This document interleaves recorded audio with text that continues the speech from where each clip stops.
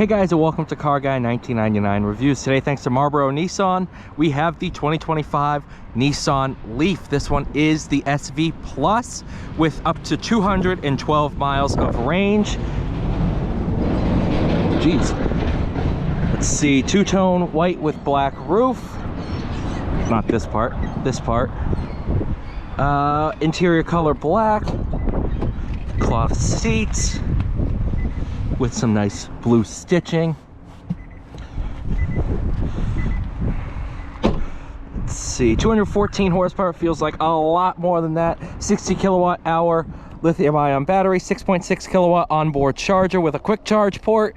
It does have e-pedal, which is essentially one pedal driving, and it works really, really well. Lots of room in the back here. Very obviously without the need for a rear differential or an exhaust. You have a very, very deep luggage compartment, emergency roadside kit, Leaf floor mats, your charger. That is one of the deepest cargo areas I think I've personally seen, especially in this segment. Plenty of back seat room, cup holders there, 2 USB charge ports. Do like the new wheels a lot. First time I drove the Leaf, I was like, okay, this is impressively quick. At a sticker price of $38,970. Let's see. Oh, the car might have to be off for that, but do that. But this is your charge port in here. That's what I was trying to open. Let's see. Yep, another motor. Hey, best part about this car, free oil changes. Look at that. It's an electric car if you didn't get the joke. Awesome. Ooh, rocking Michelins. Okay. What tire are you? Energy saver all season. So, sounds like either eco or EV focused tires.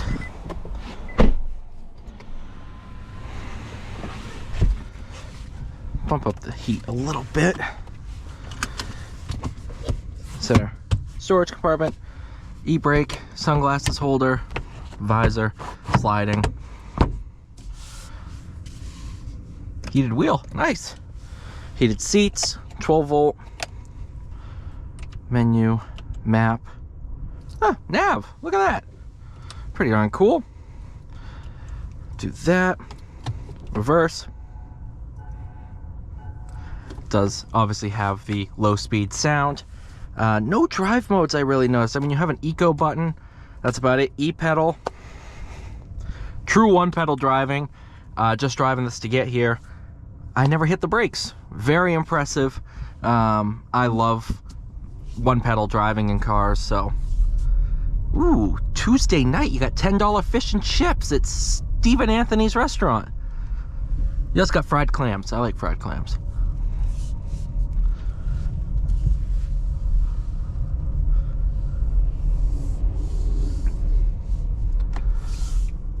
The thing with electric cars, and what really shocked me with this and the Bolt when I first drove them, is the instant torque, especially getting routed all to the front tires. There's a cop right there, I'm not gonna floor it. It's genuinely quick, especially for cars of this size. I wouldn't say this segment, because this segment is electric vehicles and they're all this way. Not the ID4. The ID4 has a lot of lag, but you just sit here and go. It is quick, really genuinely quick. And this is with a battery that's 14%.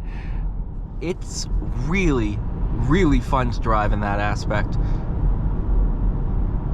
And I just stepped out of the Aria, which has 150 more horsepower. Again, this does weigh less, and it's routed through 2 tires instead of 4, which increases the sense of speed a little bit. But still, I mean, this is a genuinely quick car, and something I would not at all expect. And I didn't expect it the first time I drove one. I was like, this shouldn't be as quick and fun to drive as it is. But besides the point, it's good. Oh. Brake pedal, pretty good, very progressive. You know, once you start getting into those mechanical rotors instead of regen. Let's see this tight, twisty road. Yeah, it's a lot of torque. Visibility is awesome, which I'm really loving on this road. This is a very tight, twisty road. Not a lot of great visibility for the road itself. So lack of blind spots is definitely helping me in this situation. Steering feel, it's a little numb, but I'm not expecting anything crazy, but I do know what the front wheels are up to. No torque steer at all.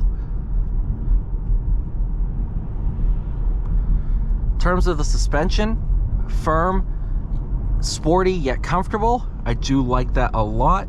Not a lot of road noise making its way into the cabin, which is a problem for early EVs.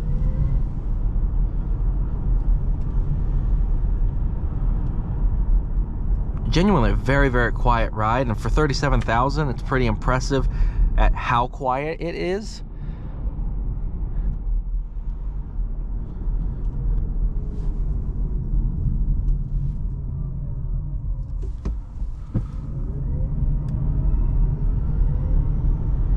Oh, there's a little bit of torque steer there.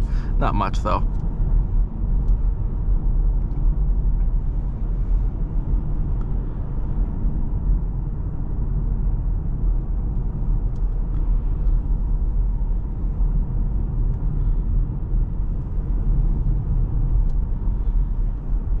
Wow, it's just so good to drive. So genuinely good to drive.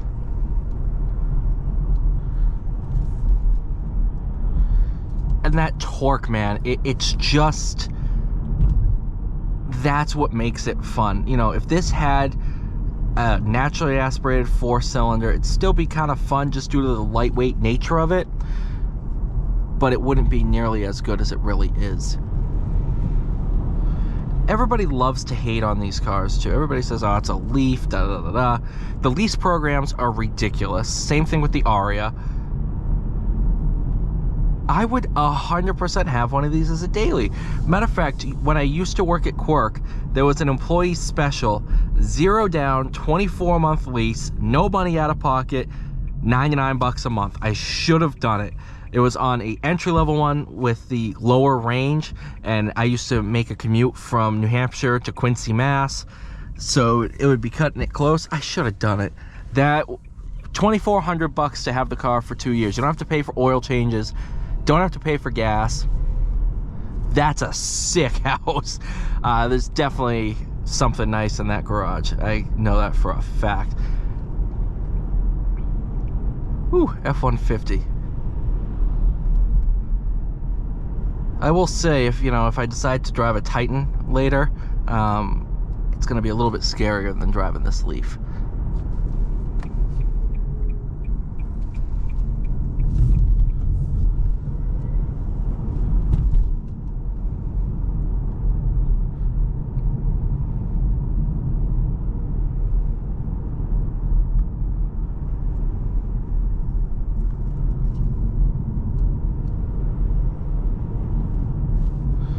Another one? Really? Oh boy. Happened to the same thing in the Aria. That's crazy. In the same spot.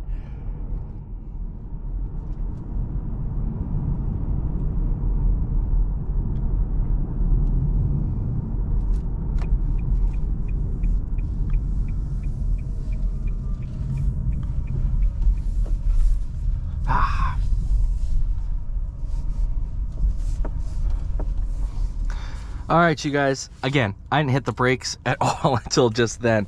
Thank you guys so much for watching. Please like, share, subscribe. I'll see you all in the next video.